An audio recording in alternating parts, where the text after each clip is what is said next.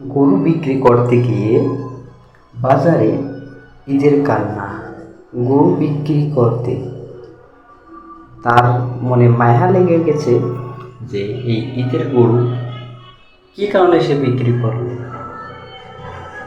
টানা 3 বছর তাকে অনেক নিজের ছেলের মতো লালন পালন করেছে, বড় করেছে এবং নিজের সন্তানের মতো তাকে গোসল করিয়েছে, যাকে বলা হয় মাতৃগর্ভের সন্তান। সেই সন্তানকে তিনি বিক্রি করে দিয়েছেন কোরবানির হাটে। এ নিয়ে সেই কাঙ্ক্ষিত মহিলাটি কান্না করে দিল, যা আমরা কল্পনা করতে পারিনি যে টাকা মানুষের জীবনে সব কিছু না। আসলে মানুষের একটি আত্মসম্মান বা স্নেহ মমতা থাকে, এটাই হচ্ছে তার ব্যক্তিগত এবং যাকে বলা হয় স্নেহ মায়া মমতা। এই কারণেই তিনি কান্না করে দিয়েছেন। বিশেষটি গভীরভাবে সহায়তা হয়েছেন এই নবদম্পতি কৃষক, তাই সে কান্নায় জর্জরিত হয়ে গেছে। বিস্তারিত ভিডিও কিভাবে মিডিয়ার মাধ্যমে প্রকাশ করা হলো আপনারা বিস্তারিতভাবে শুনে নিন। সন্তোষজনক দামেই বিক্রি করেছেন গরুটি, কিন্তু ক্রেতার হাতে দড়ি তুলে দিতেই কান্নায় ভেঙে পড়ে নাজমুলের পরিবার। তাদের শোকে শোকাহত হয় অন্য ক্রেতা দর্শনার্থীরাও। আমার বোন জামাই একটা মানসিক রোগী, ওনার একটা ছেলে, উনি একটা প্রাইভেট চাকরি করে, ওই চাকরির উপর ডিপেন্ড করে ওনার সংসার চলে। আমি অত কিছু দিতে পারি না।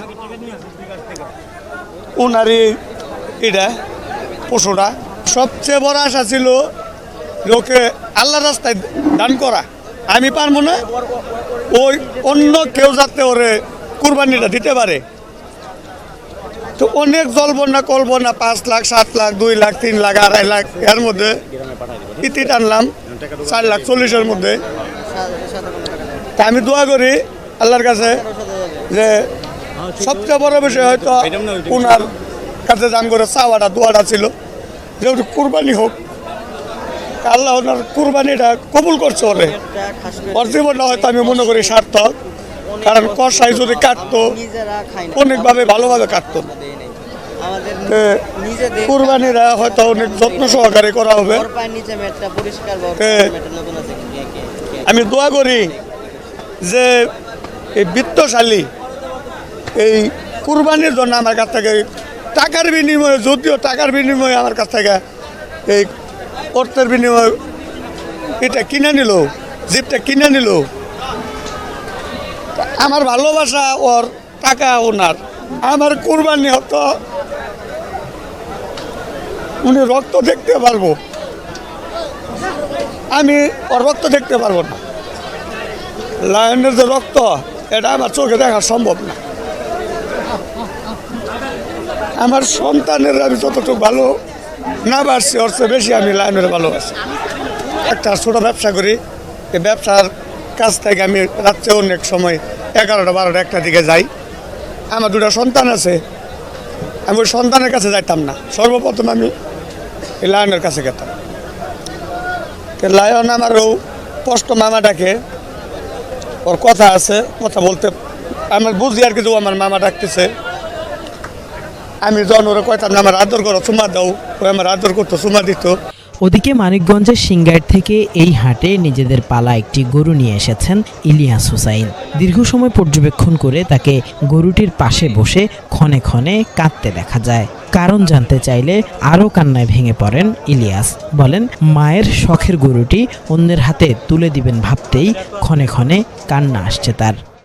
আমার মা আমার যতটুকু ভালোবাসে, আমার যদি কোনো অসুস্থ না হয়, যতটুকু না ইমোশনাল হয়, আমার গরু ইমোশনাল হয়, তার চেয়ে বেশি ইমোশনাল হয়ে যায় আমার মা। আমাদের এত আদরের গরু, মা গরুটা পালে এর সম্পূর্ণ খরচ আমি বহন করি। আর মা অনেক ইমোশনাল হয়ে গেছে, তো তো আসলে আমি কান্নাটা থামাইতে পারতেছিলাম না। মা ফোন দিয়েছিল তো এই জন্য আর কি।